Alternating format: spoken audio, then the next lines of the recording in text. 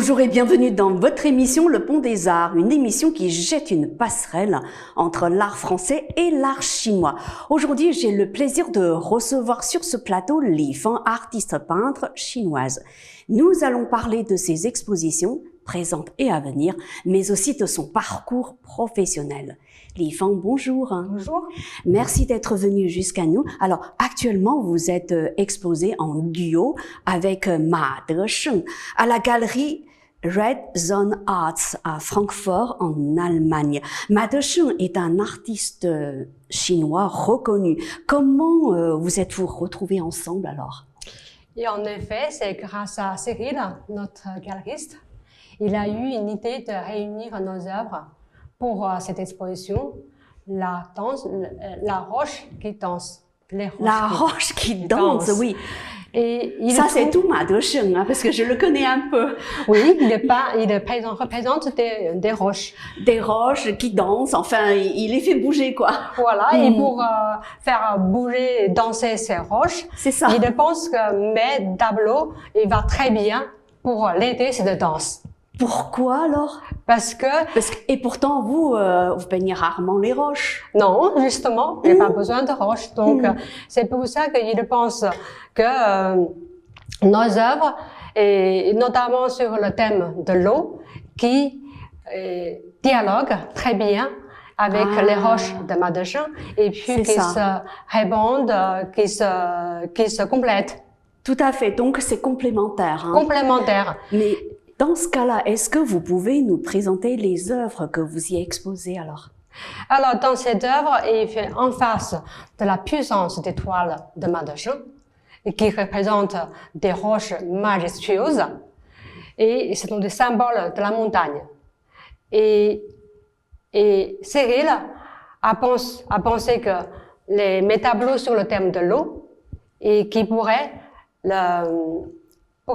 convenir pour créer un univers équilibré, harmonieux, et entre ces deux éléments, montagne et l'eau. Comme dans la peinture chinoise, la tradition chinoise. C'est ça. Et puis, il a choisi des tableaux sur les thèmes aux sources, l'homme et la mer, et quelques toiles de la traversée. Vous y exposez combien d'œuvres alors? 5, 7 peut-être. Parce que ça tourne un petit peu, il y a des espaces différents entre 5 et 7, ça dépend des dimensions des tableaux parce que nous, tous les deux, présentons des grands formats. Est-ce que c'est la première fois que vous êtes exposé en duo avec Ma Desheng? Absolument. Oui. Absolument. C'est vraiment une très belle opportunité. Parce que Ma Desheng et moi, nous connaissons depuis longtemps. C'est une opportunité de conjuguer l'amitié et notre passion pour l'art. Ouais. Je suis très heureuse. Est-ce que vous avez mis longtemps à, on va dire, organiser cette exposition?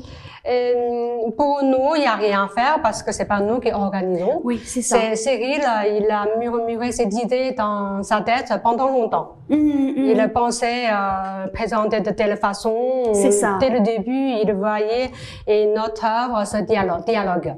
Donc après, comment choisir les œuvres? C'est ça, c'est ce que j'allais vous poser comme question. Oui. Et c'est lui qui vous a dit, moi, je veux prendre ce tableau-là plutôt que c'est d'autres, ou bien c'est vous qui avez fait des propositions? Les deux. Les deux, hein. Les deux. Déjà, le galeriste, il a une idée pour le thème, avec la surface, accrochage, il projette l'accrochage. Donc, avec toutes ces contraintes, et sur le thème de peinture, en général, Ma Desheng, il peint beaucoup de roches, aussi des nues, aussi des autres peintures, des nouvelles peintures, un peu abstraites. Mais comme il a envie vraiment de présenter cette série, et puis après, très vite, il voit mes tableaux qui vont avec, parce que c'est qu'il connaît mon travail, la galerie Red Zone connaît mon travail depuis longtemps. Il connaît presque toutes mes toiles. Ouais. Et cette exposition-là qui se tient à Francfort, elle se termine quand alors? Elle se termine à Noël. Jusqu'à Noël. Oui, donc on a tout le temps pour aller admirer vos œuvres. Oui, parce que malgré le confinement, c'est ça. La galerie reste ouverte. C'est pas fermé là-bas. Donc, si vous avez l'occasion de passer par là, n'hésitez pas. On va faire un tour là-bas. Hein. Oui. Mais je crois savoir qu'en Allemagne, c'est pas le confinement. Hein. C'est le confinement, mais autrement. C'est différent. Oui, c'est-à-dire parce qu'en France, on en est au deuxième confinement. Oui. En Allemagne, on peut se rendre à des galeries. Des galeries restent ouvertes, oui. mais avec des mesures, des mesures sanitaires restrictives, et puis très restreintes, et avec on peut recevoir 5 personnes peut-être. 5 personnes. 5 personnes, même les à la fois, c'est ça? À la fois. Ouais. Et puis on n'a pas le droit de faire des vernissages. Aussi, peut-être on a le droit, mais il n'y a aucun intérêt de faire un vernissage pour 5 personnes, n'est-ce pas? Donc, c'est une autre mesure. Ouais. Alors, vous disiez tout à l'heure que vous y exposez 5 tableaux. Est-ce que vous pouvez nous dire comment avez-vous fait pour les concevoir? Est-ce que vous les avez réalisés en fonction du thème choisi ou bien ça a été fait il y a longtemps? Et je fonctionne... je travaille par série. Donc, ce sont des tableaux qui ont déjà réalisés, mais récemment. Ce sont sur des thèmes que j'ai commencé, ça pourrait être commencé l'année dernière, comme la série Traversée, ou la série Aux sources que j'ai commencé en 2018, qui a jusqu'à 2019, et L'homme de la mer, c'était aussi une série que j'ai commencé en 2018 et jusqu'à 2009, et 2020. Donc, ce sont des tableaux déjà existants. Ouais. Et comme ça, il faut choisir les tableaux. Et donc, le galeriste les a réunis autour du thème l'eau, c'est ça? Oui, de l'eau, oui. De l'eau, c'est ça. Oui. D'accord. Ouais. Et pour Matechon, c'est pareil, hein, c'est des œuvres qu'il avait déjà réalisées il y a longtemps. Oui, il y a des tableaux récents, il y a des tableaux un petit peu anciens, quelques années. Donc, ce sont sur le thème de la roche. Ouais. Et comment voyez-vous le dialogue entre ces œuvres et les vôtres alors? Entre l'eau et les roches? C'est comme le yin et le yang. Si la roche qui danse, il faut avoir de l'eau autour. Oui, parce que l'eau coule, n'est-ce voilà, pas? l'eau coule, c'est la force, voilà, c'est la force et la douceur. Alors, votre œuvre a aussi été présentée à la foire Art Paris en septembre. Oui. Au Grand Palais par la même galerie en fait, Red Zone Art, et son directeur Cyril Catrin. Est-ce que j'ai bien prononcé? Oui. Alors, et lui, il nous fait parvenir les quelques mots suivants. Je cite. Oui. Li Fan a confirmé son entrée au musée Czernucci, qui suit et complimente son travail régulièrement. C'est aussi en participant à des foires comme Art Paris que l'on peut faire découvrir cette nouvelle série Traversée. Quelles sont les réactions des visiteurs face à cette nouvelle série? Et selon mes observations et le retour de mon galeriste, et les gens sont très sensibles à ce sujet dramatique. Dramatique, vous dites? Oui. En quoi est-ce que c'est dramatique? Parce que il s'agit des migrations, des migrants actuels. C'est un drame de la humanité. Et des gens, et beaucoup qui ont compris tout de suite, et qui sont restés longtemps devant l'étoile, émus, et même sans besoin d'explications et commentaires, et l'empathie se crée immédiatement. Que je suis, ça me touche aussi de partager cette émotion. Donc, ça s'appelle Traversée. Traversée. Oh oui. Et comment avez-vous réalisé cette série alors? Alors, c'est une série qui est d'actualité d'ailleurs. Qui est actualité, qui est depuis toujours d'ailleurs, parce que le Bored People, ça remonte assez longtemps, assez lointain. Et puis pour cette série, ça a mûri dans ma tête pendant plus de 2 ans. Et je peins beaucoup les gens sur la plage. C'est un thème. C'est un thème. On y reviendra. Voilà, c'est un thème que je peins depuis quelques années. C'est ça. Et plus que je peins ces gens heureux qui profitent de la nature, et plus je pense dans la mer, dans l'océan, il y a des autres il y a des autres gens qui flottent, qui déracinent, Des réfugiés, qui réfugiés, qui sont même échoués. des enfants. Même les enfants. Donc, qui meurent, voilà. Et j'ai pris longtemps pour mûrir parce que c'est un thème c'est un grand thème et très lourd. Et je me sentais pas prêt pour le maîtriser, pour le peindre, pour l'apprendre. Et puis, au bout de 2 ans, plus que je peins ces gens heureux, libres sur la plage, et plus cette idée est dans ma tête, et pouf, ça vient un jour quand ça mûre, ça vient un jour comme ça. C'est dans naturellement, naturellement, spontanément. Spontanément, oui. Il faut donner du temps à la réflexion. Combien de temps? 2 ans à peu près. Ça a commencé en 2019, et puis cette année aussi, je continue encore. Combien de temps, je ne sais pas encore. J'arrêterai quand j'ai plus rien à dire. Vous travaillez combien d'heures par jour? Alors, en fait, vous êtes constamment en phase de réflexion pour savoir quels sont les tableaux que vous allez peindre. C'est ça? Et de toute façon, c'est ma vie. Voilà. C'est ma vie, je compte pas l'heure parce que sur même les moments que je ne peins pas, je pense toujours à la peinture. Et puis les préparations, la réflexion, et une visite des expositions, lire des livres, tout ça, ça m'aide à arriver à la réflexion. Et le moment de passer à la pratique, à la peinture, comme je travaille en fait mon atelier, c'est dans la maison, et j'ai pas de déplacement. C'est ça. Et j'ai pas d'heure fixe compte pour aller à l'atelier. En gros, c'est-à-dire, j'essaye de travailler tous les jours. Tous les jours. Et même le week-end. Le week-end, maintenant, il y a le week-end dimanche, j'essaye de ne pas le faire, mais ça empêche que je prépare les toits, je monte sur les châssis, sur des préparations. Mais peindre, j'essaie de peindre vraiment comme un salarié à temps plein, et du lundi au samedi. Parce qu'en fait, pour vous, ce n'est pas un travail, on va dire, à proprement parler. C'est pas une corvée, hein. C'est pas une corvée. C'est un plaisir, en fait. Vraiment, c'est un plaisir, c'est un besoin.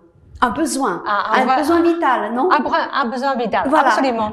Parce que même pendant des périodes que je ne pouvais pas travailler, que je suis très occupée par d'autres choses, et j'ai pas une seconde de temps libre, mais je me sentais un peu vide. Parce que c'est la peinture qui m'a manqué. Et si je peins pas, si je ne peux pas peindre pendant longtemps, je suis triste, je pourrais être déprimée. Je vous comprends très très bien. Oui, déprimée. Eh ben, ce qui m'amène à poser la question suivante. Malgré la crise sanitaire qui dure depuis le printemps dernier, vous êtes quand même très active.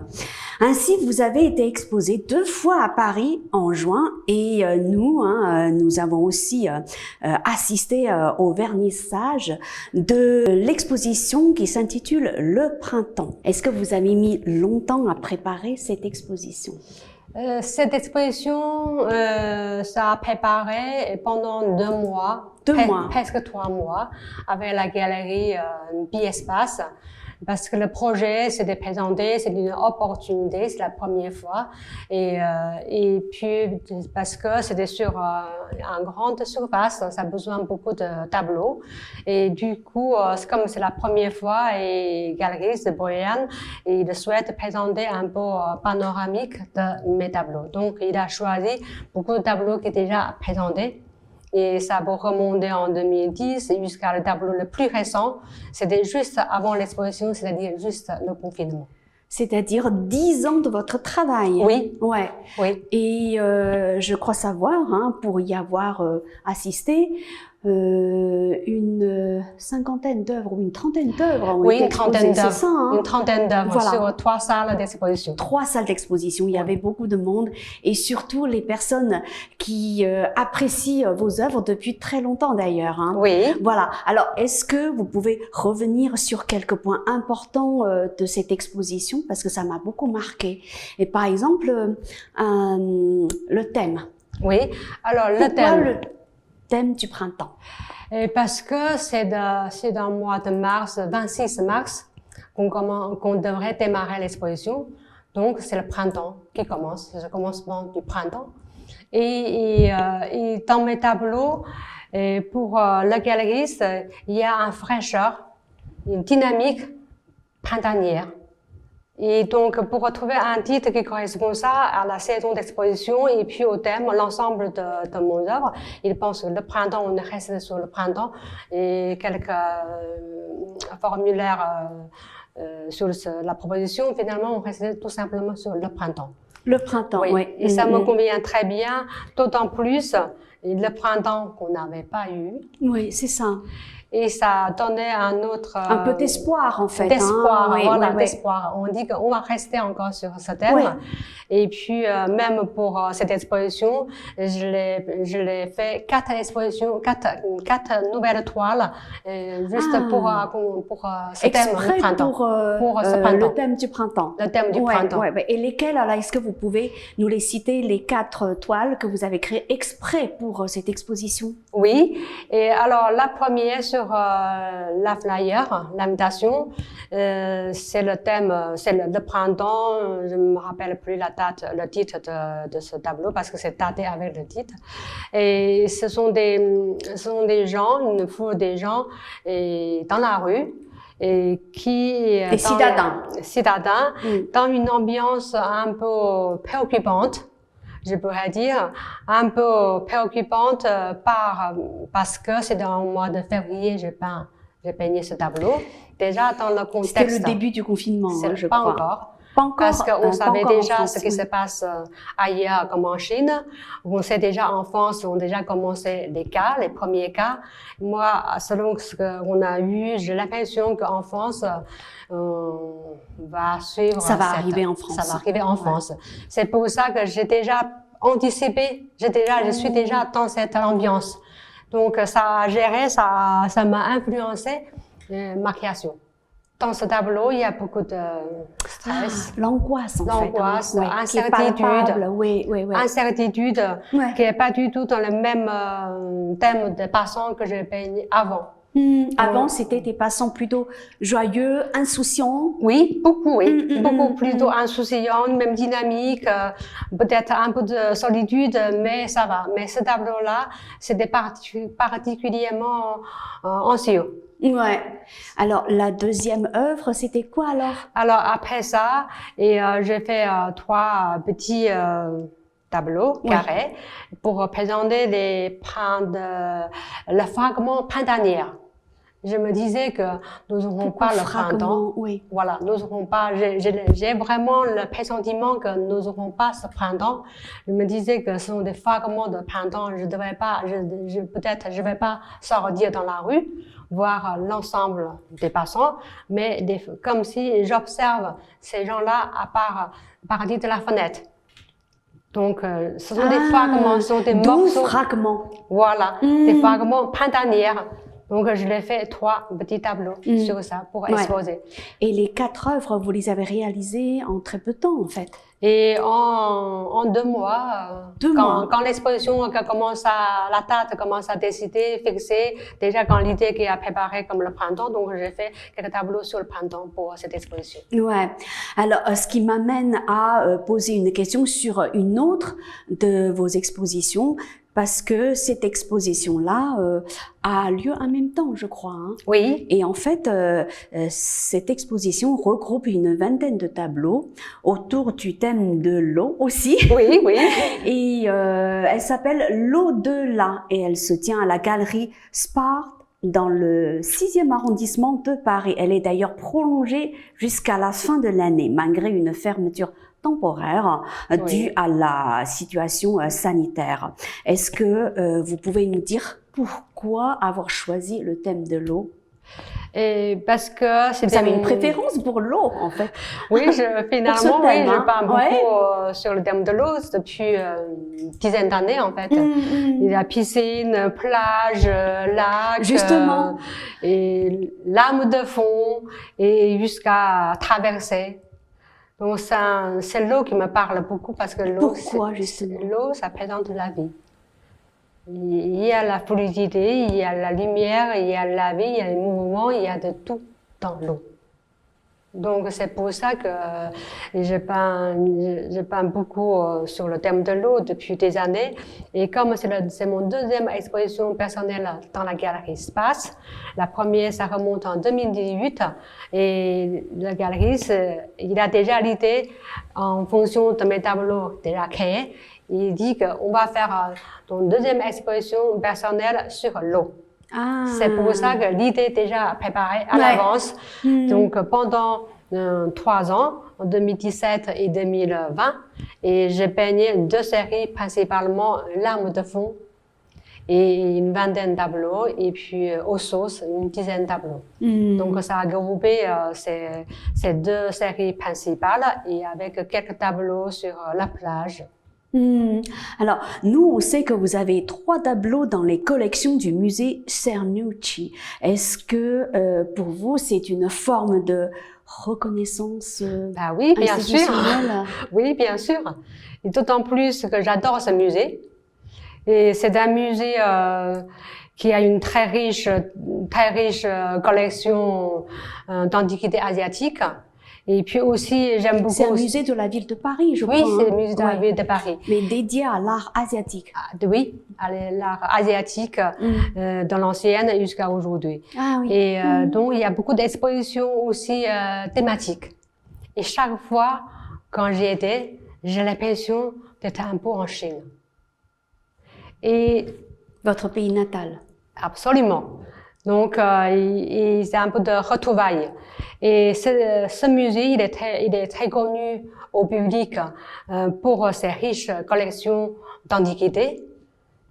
Sauf que ce musée, il n'a jamais cessé de collectionner de l'artiste de son période, de son époque. Et donc, il possède une grande variété d'art moderne et d'art contemporain. Et je suis très fière d'être aux côtés de mes ancêtres, de mes aînés, de mes confrères artistes d'aujourd'hui. Être aux côtés de Zhang Daqian, Pan Yuliang, de Zhou Ri, etc. Ça, c'est Maintenant, vraiment vous jouez dans la cour des grands. Ah ben, je suis très fière. C'est une reconnaissance. Et cette collection qui sont très beau présentées. Et c'est pour ça que le musée a récemment rénové un espace dédié à tourner ces collections. À votre avis, pourquoi le musée Cernucci a fait entrer 3 de vos tableaux? Alors, c'était en 2013. Le conservateur, Monsieur Lefebvre, qu'il trouve mon travail dans la lignée de la peinture, chinoise qui vit en dehors de la Chine, en France. Parce que dans ce musée, il y a toujours les artistes, il y a 100 ans, il y a Pan Yuliang, il y a des artistes qui ont vécu à Paris. Il a trouvé cette ligne et puis il pense aussi en tant que 100 ans après, et une autre artiste femme, Li Fan, qui vit à Paris, qui peint, c'est chinois, donc il trouve que horizontalement et verticalement, il y a une cohérence de faire entrer mon travail dans sa collection. Ouais. Vous représentez un petit peu, on va dire, vous êtes dans le prolongement de ces peintres chinois qui vivaient en France. Oui, et c'était un peu, je pense que c'est leur idée. Et en 2013, le moment où je suis entrée dans la collection, j'étais la plus jeune artiste du musée. Félicitations. Merci. Aujourd'hui, je pense qu'ils continuent à collectionner et peut-être je suis plus la plus jeune, mais ça quand même, pour moi, c'était une reconnaissance. Alors, votre travail a un style original. Comment le définiriez-vous? Alors, je dis que c'est une peinture figurative. Figurative. Et pas tout à fait quand même. Voilà. On a l'impression que c'est... Elle flotte avec l'abstraction. C'est ça, c'est entre le figuratif et l'abstrait. Mais sans passer la frontière. C'est-à-dire? Sans passer la frontière, c'est jamais passé pour une peinture abstraite. Mais comment faites-vous alors? Comment ne pas, on va dire, trop dépasser la frontière entre l'abstrait et le figuratif alors? Tout simplement, il n'y a pas de contrôle à la frontière. C'était ma volonté parce que j'aime la peinture figurative. Je suis formée Moi aussi. de la peinture figurative. Donc, c'est le plaisir de retrouver une image, une figure. En fait, ça nous rappelle beaucoup de choses. Voilà, ça nous fait ramener des souvenirs. Donc, je garde toujours ce plaisir de trouver ces images. Mais j'ai pas envie de faire de l'image figurative comme tout le monde a vu d'ailleurs. Et puis, j'utilise pour avoir cet effet entre deux. J'utilise des touches larges et je vais t'exposer et moduler en fonction de la lumière pour transcrire le volume des êtres humains ou les motifs naturels. Alors, quelle est la place du figuratif dans vos tableaux alors? Est-ce qu'on peut quantifier 30%, 50%? Et quelle est la place de l'abstrait dans vos œuvres? Ça dépend des tableaux. Ouais. Il y a des tableaux plus figuratifs que les autres. Ouais. Et ça dépend le thème. Qu'est-ce qui détermine? Voilà, c'est le thème. Ça dépend le thème que je traite. Et même dans le même thème, et ça évolue aussi. Pour un seul thème, par exemple, disons un thème passant, que je fais commencer en 2006, tout le début de ma carrière sous cette touche personnelle, je peux dire. Et en 2006, mes passants sont assez figuratifs. Parce que ça vient de commencer, donc c'est assez figuratif. Mais c'est très reconnaissable. Et puis au fil des temps, le côté figuration, ça perd un petit peu, ça gagne en abstraction. Et parfois sur le fond blanc, parfois sur le fond noir, ou un peu de fond comme l'environnement. Et puis il y a des années qui sont plus abstraites, par exemple. Si on fait une comparaison des passants de 2006 et des passants de 2020, ils sont très différents. Alors, le pourcentage de figuration, je reviens à votre question, si j'essaie de trouver. Et dans 2006, peut-être, le même passant, il y a 70% de figuration. Mes passants de 2020, ça pourrait être peut-être 50%. Même, c'est très abstrait. Mes derniers tableaux vraiment printanières de ce printemps, pendant le confinement, que j'ai peint 20 tableaux presque. Alors, Li-Fan, est-ce qu'on peut dire que vos principales œuvres, celles qui sont les plus importantes, les plus admirées par les Français, ont été créées lors de votre séjour en France? Et comme je passais presque tout mon temps en France, ça risque fort. Et j'ai beaucoup d'inspiration, qui étaient en France. Mes rencontres dans la rue, mes rencontres avec des amis, mes vacances, mes voyages, beaucoup qui se passe en France. Ça fait une grande partie de mes œuvres. Mais dans ce cas-là, vous vous considérez aujourd'hui comme une artiste chinoise ou française ou franco-chinoise? Je dirais ni l'un ni l'autre. Parce que ma peinture, en statut, je suis une artiste chinoise. Mais en ma peinture, je peins vraiment ce que je vois, ce que je sens, ce que je vis.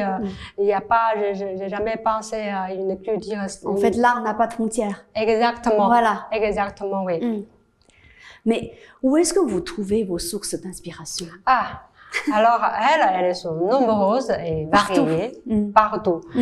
Et les expositions que je visite, les films que je regarde, les livres que je lis, les voyages qui me ouvrent l'esprit, les vacances qui me détendent, et les rencontres qui m'enrichissent, et la nature qui me ressource.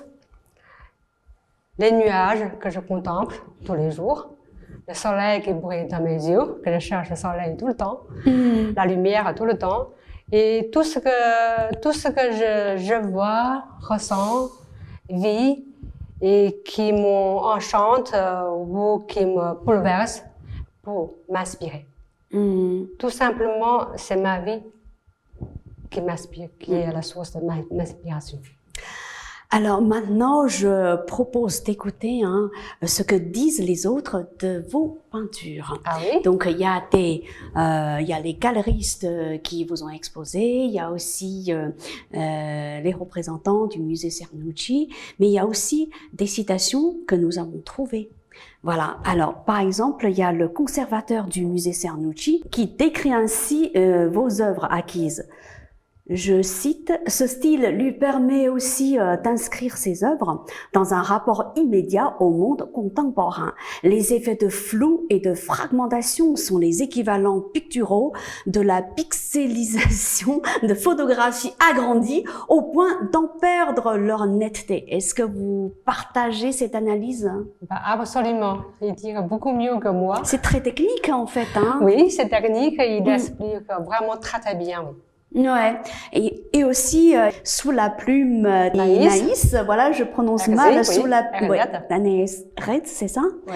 Et dans son ouvrage Peinture contemporaine, il dit ceci: c'est peut-être à Lifan que la figuration narrative devra sa révolution.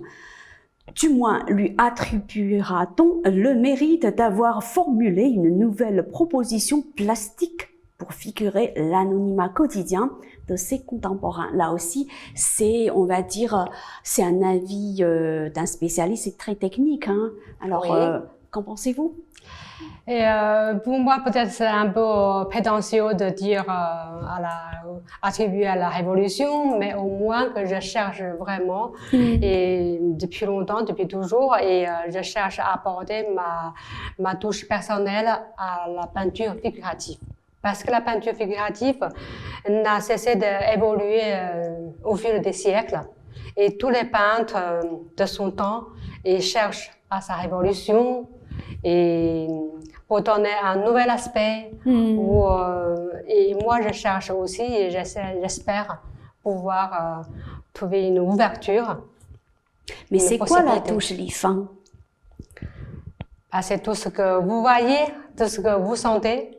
C'est une peinture vivante, libre, fraîche, et parce que elle est ouverte à la imagination des spectateurs, et puis elle est libre à la imagination parce que comme c'est une invitation de voyage, et elle est libre à l'interprétation de chacun, et tout le monde y retrouve parce que il parle de nous tous.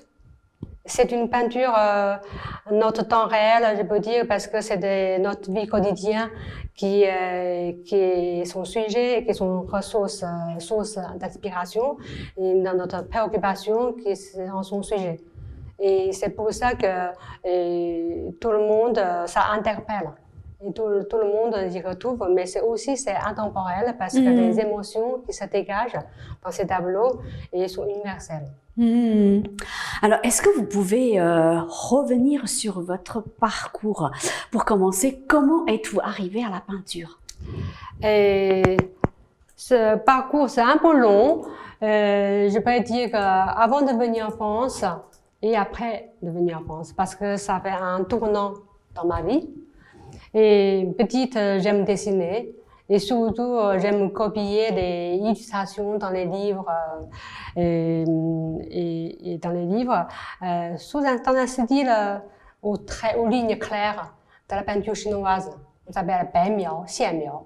Donc il y a des fleurs, il y a des oiseaux, il y a des personnages aux habits anciens avec des longues robes parce que ça permet de faire un trait très long. Donc, j'aime dessiner ça, comme beaucoup de filles peut-être. Et après, ma vraie rencontre avec la peinture arrive quand j'avais 16 ans. Alors, et c'est quoi cette vraie rencontre? C'est une vraie rencontre.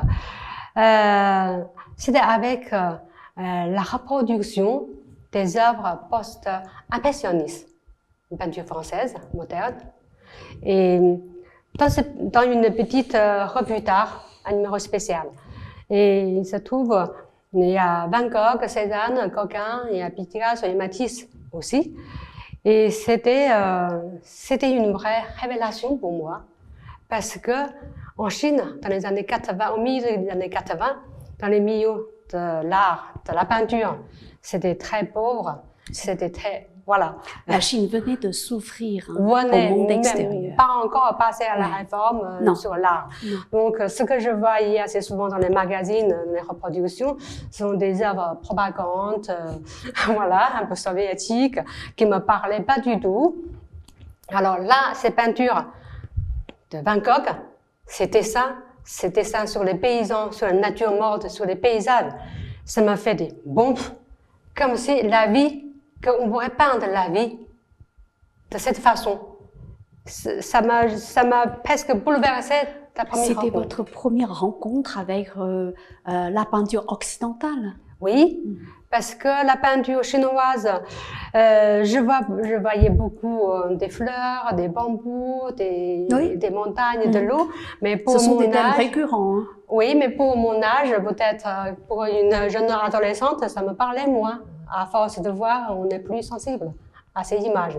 Donc, quand je vois ces peintures de vie des paysans autour de moi, comme un poète dessiné avec ses traits flottants, avec tellement de mouvements, de passion, et ça me vitalise. Donc, et cette rencontre... Une vraie bouffée d'oxygène, on va dire. Une révélation. Une révélation. Ouais. Une révélation. Ça a tellement entré en moi et puis ça m'a ramené sur le chemin de la peinture. Ça m'a jamais quitté, cette passion pour la peinture, que j'ai envie de dessiner. J'ai envie de dessiner parce que je sais que c'est une façon d'exprimer que je pourrais faire comme eux. Et ces peintres, ces grands artistes qui m'accompagnaient tout le long, d'ailleurs qui m'accompagnaient tout le long de ma recherche artistique, dans les études de ma recherche, même jusqu'à aujourd'hui. Ouais. En fait, c'est en 2001 que vous avez décidé de venir en France. Pourquoi avoir fait ce choix? Alors en 2001, et on remonte un petit peu en avant, et parce que après cette découverte de la peinture, j'ai passé des années pour faire mes études. Ce n'était pas facile, mais j'ai pu surmonter tous les obstacles pour arriver vers les études de beaux-arts. J'ai fait 7 ans de beaux-arts. 7 ans de beaux-arts. 7 ans de beaux-arts. Et d'ailleurs, c'était pas des cas normaux pour, à cette époque. Je parlais toujours de cette époque, 90. Parce que une fois j'ai eu mon diplôme de beaux-arts et j'enseignais dans l'université, et après que j'ai envie d'approfondir ma peinture et que je repasse un concours aussi pour faire mes études approfondir 3 ans, uniquement sur la peinture à l'huile. Et après mes études de 3 ans, 7 ans de beaux-arts, et j'enseigne encore une fois dans l'université de la peinture. C'est-à-dire tout mon temps, à partir de l'âge de 15 ans, et je fais mes études de beaux-arts et j'enseigne la peinture. Et c'est tout mon temps, c'est ça. Mais je sentais un petit peu fermé. Et j'étais un professeur de beaux-arts, je sentais un peu fermé. D'ailleurs, j'exposais aussi pendant que j'étais en Chine vers 2000. Et j'ai participé à des expositions dans les musées, un peu officielles, expositions officielles. Mais c'est en 2000, et la France a ouvert la porte aux étudiants chinois. Et puis, et pour moi, et comme c'est un rêve pour moi de venir en France et pour approfondir mon art, c'était toujours mon rêve. Et c'est une opportunité et trop belle pour la laisser s'échapper. Je me suis préparée en 1 an et pour revenir en France. Je me dis que là, je veux y aller. Et en août 2001, j'ai laissé tout derrière moi pour recommencer à zéro ici à Paris. Vous n'avez pas eu peur? Non. Pas du tout. Parce que au contraire, hein. Oui, j'étais très excitée. J'avais beaucoup d'émotions. Quand je pense que je vais aller voir enfin les tableaux que je vois tellement de fois sur la reproduction, je pourrais aller voir en vrai. Voilà. Quand je pensais ça, j'avais beaucoup d'émotions. Ouais. Alors, en résumé, quelles ont été les principales étapes, en fait, de votre carrière de peintre? Et en arrivant à Paris, je fais mes études à l'université Paris 1 en art plastique. Et très vite, je me rendais compte que j'ai vraiment envie de peindre au lieu de continuer ma thèse. Donc, j'ai choisi très vite en 2004 et de me consacrer à temps plein à la peinture au lieu de suivre mon thèse. Et puis, pour avoir une carrière, eh bien, tout d'abord, il faut avoir une qualité de travail qui détache des autres pour attirer l'attention des professionnels ou des amateurs d'art. Donc, c'est les premières années, en dehors, le temps que j'ai passé en dehors de mon atelier, ils se sont passés dans les musées, les expositions et les vernissages. Et pour tout ça, ça m'a aidé pour trouver ma propre voie. Et après avoir une production, j'ai eu mon première exposition personnelle à Paris. Et Bravo. En 2006. Seulement 6 ans après votre arrivée, enfin 5 ans. Oui, c'est assez. Oui, j'étais contente. Ça n'a pas duré trop longtemps. Et c'est en 2006, et dans une petite galerie dans le Marais. Et qu'il y a une coïncidence qui est très touchante aussi à cette époque. Mon professeur de beaux-arts de Chine, qui a fait voyage à Paris. Donc, il a pu assister. Ah oui. Il a pu assister à mon vernissage. C'était très émouvant parce qu'il était très sévère avec moi. Parce que j'étais son seul élève de l'année. Comme le maître de conférence, en fait. J'étais son seul élève. Donc, il voulait que je sois son élève le plus brillant du monde. Donc, il avait beaucoup de pression sur moi. J'ai travaillé dur, mais il est très sévère. Et après, je savais que par la voix de sa femme, qu'il est très content de moi, mais il ne montre pas très, parce que c'est d'un beau Comme tous les professeurs sévères, n'est-ce pas? Sévères, voilà. Comme les parents sévères, oui. Chinois, c'est un peu comme ça. Mais c'est en 2006, quand il était voir mon première exposition personnelle, il était très content. Très content. Il m'a dit que, Yvonne, je savais que tu t'en sortiras. Tu seras un peintre, un grand peintre. Je savais dès le début, tu as une ténacité, une persévérante. Tu arrives, je suis contente que tu exposes à Paris parce que c'est tellement difficile d'exposer à Paris. Et donc, il sait tous ces contextes, la difficulté que j'ai pu surmonter.